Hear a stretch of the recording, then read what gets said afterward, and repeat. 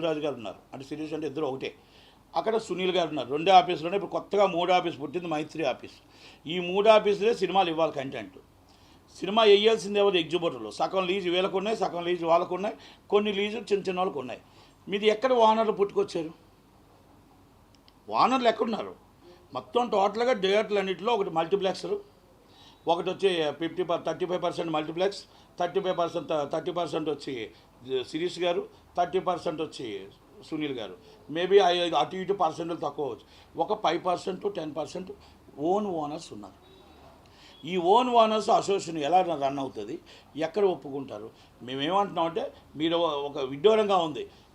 పుష్ప వదిలేస్తారంట, దేవరా వదిలేస్తారంట, ఇప్పుడు రేపు రాబోయే కలికి వదిలేస్తారంట, ఏదేది మన భారతి 2 వదిలేస్తారంట. అన్నీ వదిలేస్తారు మొత్తం. ఆల్మోస్ట్ రామ్ చరణ్ గారి సినిమా, గేమ్స్, అన్ని సినిమాలు వదిలేసి తగ్గిమాటి పర్సంటేజ్ కావాలంట.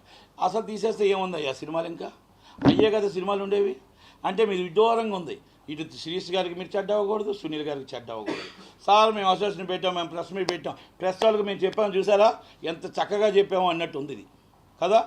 మీరు పర్సంటేజ్ అడగాలనుకుంటే అన్ని సినిమాలకి పర్సంటేజ్ అడగండి. ఆ పర్సంటేజ్ సినిమాలు వాళ్ళు ఒప్పుకుంటారా ఒప్పుకోరా? ఎగ్జిబిట్ ఆల్రెడీ మీరు ఎన్నోసార్లు చెప్తున్నారు, ఛాంబర్లో కూడా యాక్సెప్ట్ చేయాలా లేదని ఆలోచిస్తారు తప్ప సగం సినిమాలు తీసి సగం సినిమాలు తీయడం అనేది కరెక్ట్ కాదు. పెద్దవాళ్ళు రెంట్లు అడుగుతున్నారు, మిడిల్ ఫ్యామిలీస్ వచ్చి పర్సంటేజ్ అడుగుతున్నారు, చిన్నవాళ్ళు పర్సంటేజ్ అడుగుతున్నారు. పర్సంటేజ్ కూడా కాదు, మాకు అసలు క్యూబ్ డబ్బులు కూడా ఇవ్వట్లేదు. ఆ పరిస్థితుల్లో ఎగ్జిబిటర్స్ ఉన్నారు. ఇప్పుడు ఇక్కడ దాన్ని మనం పట్టుకొని మీరు ఎవరి కోసం, స్వభావం కోసం ఈ మీటింగ్లు పెడుతున్నారు, ఎవరి అండ్ల కోసం మీటింగ్ పెడుతున్నారు, ఎవరి అసోసియేషన్. మీరు ఈ సినిమాలు తీసేసి ఇది మీకు అనిపిస్తుందా? మంచి అనిపిస్తుందా?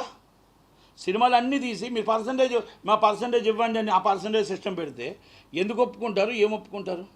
అంటే ఆ సినిమాలకి రెంట్లు వేస్తారా? అంటే వాళ్ళకున్న స్పెషల్ ఏంటి? దీంట్లో ఏం లేని స్పెషల్ ఒక్కసారి దానికి చాలా గమనించాలి. అంటే ఇది 16వ తారీఖు థియేటర్ బంద్ అని పెట్టారు. ఏ థియేటర్ బంద్ ఉన్నాయి ఒక్కసారి చెప్పండి. ఇవాళ 22వ తారీఖు. మీరు కావాలంటే ఆన్లైన్లో కొట్టండి, all tickets is running, theatres is running. అంటే మీరు ఇచ్చింది ఫేక్ న్యూస్. మా నిర్మాతను నాశనం చేస్తారు. మా నిర్మాత ప్రేక్షకుడు ఏమనుకుంటున్నాడు? సినిమాలు లేవు, సినిమాలు బంద్ అయిపోయి అనుకుంటున్నారు సోషల్ మీడియాలో. తీరామో సినిమాలు ఉన్నాయి అంటే నష్టం పెట్టింది సినిమా నిర్మాతని. మీకు మామూలుగా మీకు ఏంటంటే ఏదో వచ్చి మీరు పెట్టాలనుకొని, మీకు ఏంటంటే తెలంగాణలో పదవి లేదని పదవి పెట్టారా? దేనికోసం పెట్టారు మీరు? ఒక్కసారి ఆలోచించండి, మీ అంతరాత్మకు ఆలోచించండి. ఈ సినిమాలు అన్నీ తీసేసి పర్సంటేజ్ సిస్టమ్ మాట్లాడడం కరెక్టా? మొత్తం సినిమాల కోసం మాట్లాడదామంటే మీరు రండి, తెలంగాణ ఛాంబర్ రండి, ఆంధ్ర ఛాంబర్, అందరూ జాయింట్ మీటింగ్లో పెట్టి ఇది మాట్లాడుతూనే ఉన్న 3-4 సంవత్సరాలు బట్టి. ఆ 3-4 సంవత్సరాలు బట్టి శిరీష్ గారు ఒప్పుకోలేదు. శిరీష్ గారు ఒప్పుకుంటే మన సునీల్ గారు ఒప్పుకోరు. సునీల్ గారు ఒప్పుకుంటే అక్కడ అలంకార్ ప్రసాద్ ఒప్పుకోడు. అలంకార్ ప్రసాద్ ఒప్పుకుంటే ప్రొడ్యూసర్లు ఒప్పుకోరు. ఇది రోజుకి జరుగుతుంది. ఈ తంతులో క్యూబుల్ని ఈఎఫ్ఓల కోసం మనం 10 సంవత్సరాలు బట్టి పోరాడుతున్నాం, 14 సంవత్సరాలు బట్టి. అది కూడా అదే పరిస్థితి జరుగుతుంది. కనుక ఒక ఐకమత్యం అనేది ఉండాలి. మీరు 5% మందిని యూనియన్ పెట్టుకొని 5% మీరు 5% మాత్రమే బయటకు ఉన్నాయి థియేటర్లో. మెజార్టీ పీపుల్ మెజార్టీ పీపుల్ వీలే ఉన్నారు లీజ్కి. కాదని చెప్పమన్నాడు వచ్చి. ఎన్ని థియేటర్లు ఉన్నాయి వీళ్ళందరికీ? కనుక అది కూడా మీరు ఈ విధంగా బయటకు తీసుకొచ్చి మొత్తం ఇండస్ట్రీనే మూసేసినట్టు, ఇండస్ట్రీ ఏదో చేసినట్టు.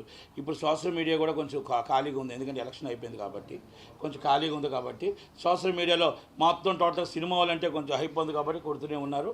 ఓకే, నేను మంచిదైతే మీరు కొట్టండి, తప్పలేదు. కానీ దీంట్లో ఎక్కడైనా న్యాయం ఉందా, ఎక్కడ అన్యాయం ఉందా? ఒక్కసారి ఆలోచించండి, ఆలోచించి నిర్ణయం తీసుకోండి. నేను అది కనుక ఇది 100% తెలంగాణ ఛాంబర్ ఖండించింది, ఏపీ ఛాంబర్ ఖండించింది, ప్రొడ్యూసర్ కౌన్సిల్ కూడా ఖండించింది.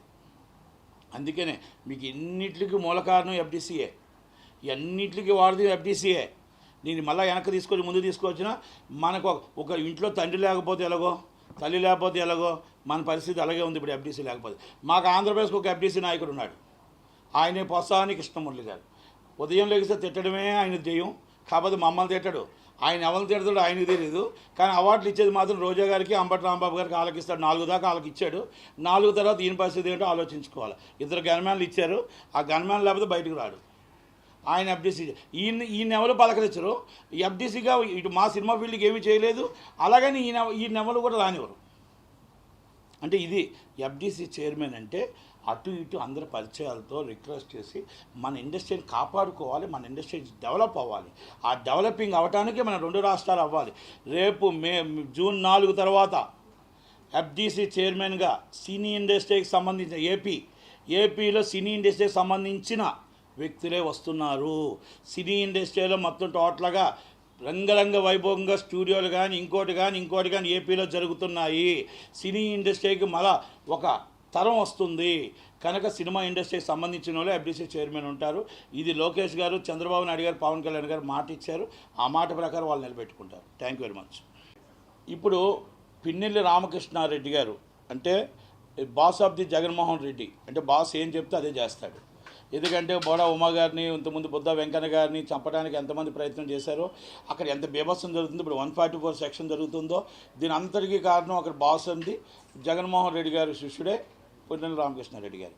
ఆయన మనం ఒక దాంట్లో టీవీలో చూసాం, డైరెక్ట్గా ఈవీఎంలు ఇరగ్గొట్టేస్తుంటే మరి ఎలక్షన్ కమిషనర్కి వెబ్ కెమెరాల ద్వారా, వెబ్ చెకింగ్ల ద్వారా అక్కడ కనబడుతూ ఉంటాయి. 13వ తారీఖు నాడు జరిగిన ఘటనకి ఇప్పుడు దాకా బయటికి రాకుండా అసలు ఆయన మొన్నటిదాకా అక్కడే ఉండి ఆయన హౌస్ అరెస్ట్ చేశారు. పోలీసులు పట్టించుకోలేదు, ఎలక్షన్ కమిషన్ పట్టించుకోలేదు.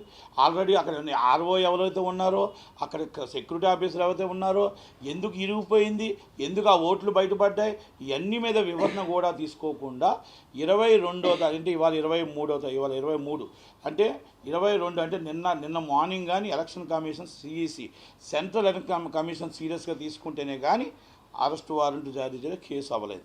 ఆయన ఎన్నోసార్లు చెప్పాడు వచ్చి లైవ్లో, నాకు కేసు కూడా లేదు నా మీద, నేను స్వచ్ఛందంగా హైదరాబాద్లో నేను ఉన్నాను అని చెప్పుకొచ్చాడు. నిన్న ఉదయం నుంచి కనబట్టలేదని పోలీసులు చెప్తున్నారు. ఎంత నిజం అంత అబద్ధం పోలీసులకి తెలుస్తుంది.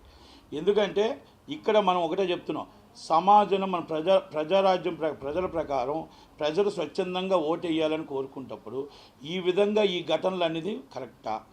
మళ్ళా వాళ్ళే ఒక పిటిషన్ వేశారు. సంబరాల రాంబాబు గారును, ఆయన చాలా మంచి వ్యక్తి, మన చంద్రగిరి మోహిత్ రెడ్డి గారు, చెవిరెడ్డి మోహిత్ రెడ్డి గారు వేసాడు. చాలా మంచి వ్యక్తి, వెరీ డీసెంట్. ఆయన కూడా వేసాడు. ఏమని వేసాడు హైకోర్టులో, సార్ మమ్మల్ని అన్యాయం చేశారు, మాకు ప్రాణహాని ఉంది, మాకు రీపోలింగ్ చేయండి అని వేసాడు. వాటి మీ అంచుల్లో మీరు ఉన్నారని తెలుసుండి హైకోర్టుకి వెళ్ళి ఇక్కడికి వెళ్ళి మీరే అరాచకాలు సృష్టిస్తారు, మీరే మీ అభ్యర్థిని చంపడానికి ప్రయత్నం చేస్తారు, మళ్ళీ మీరే కోర్టులో వేసి రీపోలింగ్కి వెళ్ళమంటారు. చెవిరెడ్డి భాస్కర్ రెడ్డి గారు మీకు చెప్పవలసిన వాళ్ళమా మేము చెప్పండి.